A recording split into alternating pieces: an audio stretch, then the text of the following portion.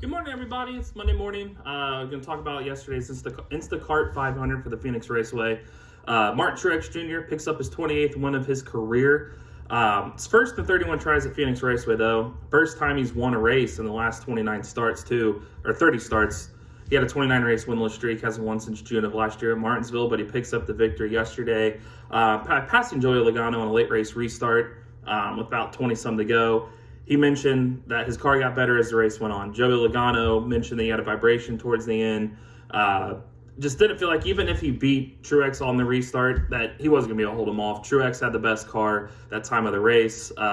Good call by him and James Small to make some changes between last year and this for Phoenix. Logano told me Friday that it's kind of hard to make changes if you've been good at tracks in the past because you don't know what you're getting yourself into without practice. They didn't have a top 5 car last year in Phoenix. They threw everything but the kitchen sink at it coming back. It didn't work at the beginning portions of the race. They faded. Truex finished 17th in the first stage. He even got in the wall at that point. They made big changes. It worked out.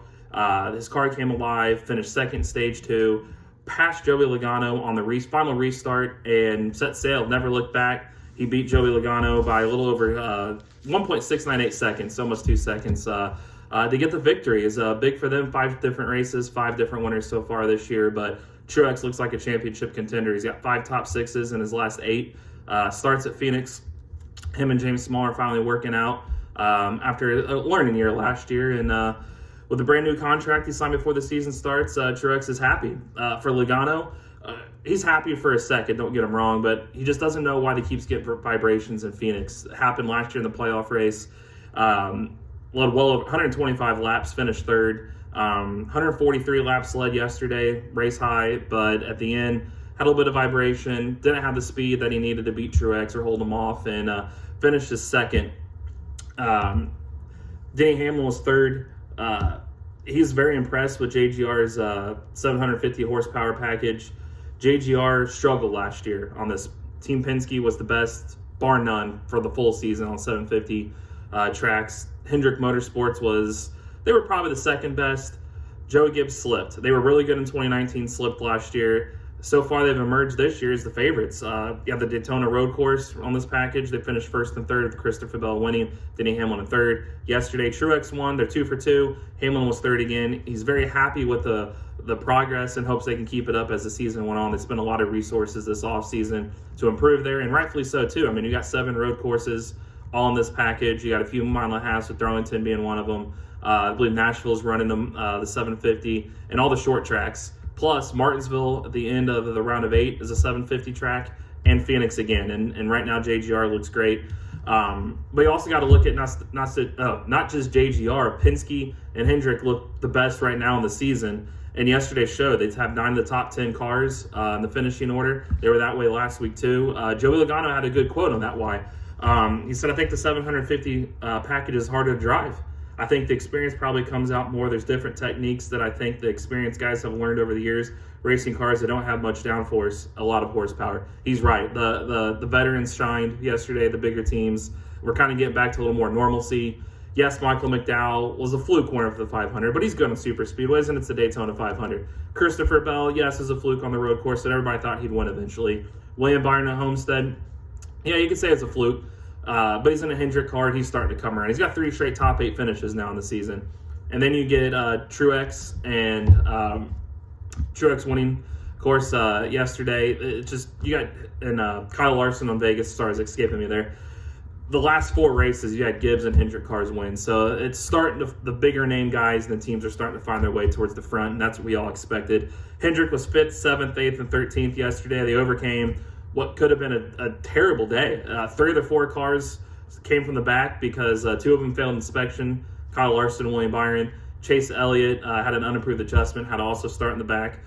Alex Bowman spun, got in the wall a little bit on lap 45, had some damage. He rebounds to finish 13th. The other guys are in the top 10, the guys that came from the back. Larson had 2 speeding penalties, and he finished 7th. 3 or 4 top 10s in 5 races this season. I think you could say that Kyle Larson looks like a championship guy. Another thing to give a call out, Kevin Harvick was 6th. He's got 4 top 10s in 5 races this year, but it's like he's quiet. It's odd. He's only led 17 laps this entire season. He didn't lead yesterday. Phoenix is one of his better tracks. He was really second fiddle or fourth fiddle, if you want to say, behind the Penske, Gibbs, and Hendrick cars. It's just odd that he had 8 top 2s in 11 races at Phoenix prior to this reconfiguration, and he's got 2 top 2s in his last 6 total, and he just was a non-factor.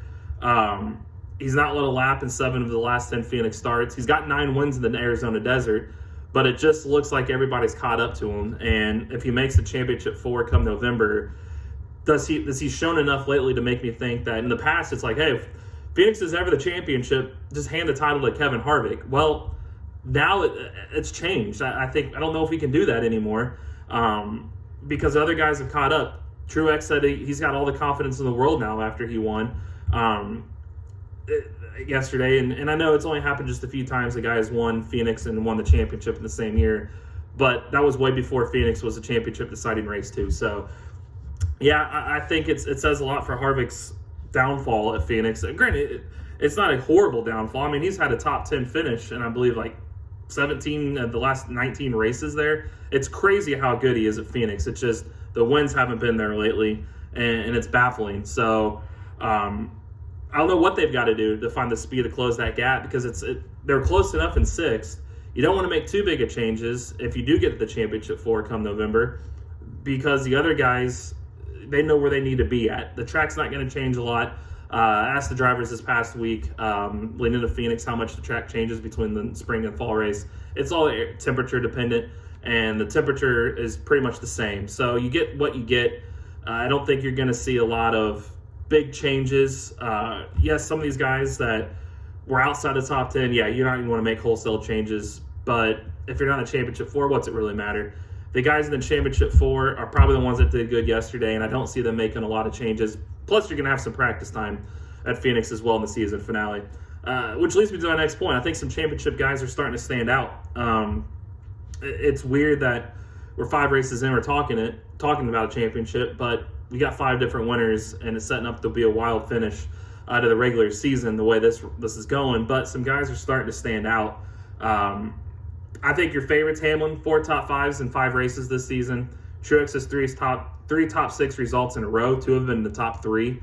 Keselowski has 3 top 5s in his last 4 races. He was 4th yesterday. Logano's got 3 top 10s in his last 4, 2 of those being runner-ups. Larson's got 3 straight top 7s. He's got a top 10 in all but 1 race, and that 1 race was the road course that he spun while running inside the top 10 in the end. I think those are your favorites right now to win this championship. And if you look, like I said, Hamlin, he finished 3rd. Truex, he won. Keselowski was 4th. Logano was 2nd. Larson was 7th. Those are your guys right now, I think, to win the championship. And look how good they were at Phoenix yesterday, where the championship's going to be at. So that's what I mean. It's going to be hard to make changes to catch these guys when they were already that good yesterday. Harvick's right there, though. 4 top 10s in 5 races. I like William Byron as a big sleeper, 3 consecutive top 8 results. If he can get to Phoenix, he's at 3 straight top 10s now there. So those are kind of the guys that are separating themselves from the field. But you also got to look at Phoenix yesterday as the guys that normally run good there were good again. Truex, he won. 5th top 6 result in his last 8 Phoenix tries. Logano was 2nd. 5 straight top 10s at Phoenix, 3 straight in the top 3. Hamlin was in the top 5 for his 4th time in the last 5 races at Phoenix. Keselowski has 3 top 10s over his last 4, including 2 straight top 5s.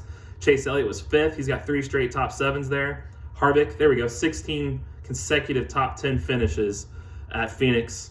Larson's 5 straight top 7s, and William Byron has 3 straight top 10s. That's your 1 through 8 finishing order. So the best of the best at Phoenix have shined. What makes us think the fall is going to be any different? That led to some traction compound talk. The guys, they're ho-hum about it. Some of them don't think they need it. Would have changed yesterday's race? No one really knows. The tire fall off is getting better. You take the horsepower, add the horsepower, take some downforce away. I think it helps the track, the show. The drivers think you take the VHT away, it's going to be a low groove track. They question whether you need it or not. They don't know. They don't have the right answer. But a lot of them did say you can still pass through the field. And the fastest cars in Phoenix the last few years with the traction compound have won. So it must be working, but do we need it? That's the debate. And the drivers, they talked about that yesterday. I've got that up. Links on Race Review Online. My main takeaways from the race. So it's been a weird season. We got Atlanta coming up next. Top stat yesterday of the day, I got this up too. Truex finished second in the second stage. He becomes the third driver to finish second in the second stage at Phoenix to end up winning the race outright in the end. In fact, 6 of the last 7 drivers have finished either first or second in the second stage and ended up winning. The only outlier was Joey Logano. He finished 7th in stage 2 last year. Kevin Harvick finished 7th in his win in 2018 in the second stage. But other than that, it's either been first or second finish in the second stage in 7 of the last 9 races in the desert. So that tells you in the fall, probably want to finish in the top 2 if you want to win the race in the championship. So thank you guys for following along this weekend. We got Atlanta this weekend, a twin bill on Saturday with the Xfinity Series and the Truck Series. And then Sunday will be the Cup race on the 1.54-mile Atlanta Motor Speedway track. It's going to be a rough surface. Keselowski and Harvick have alternated wins lately. It's Keselowski's turn. He enters hot. I think right now he's got to be your favorite. Talk to you soon.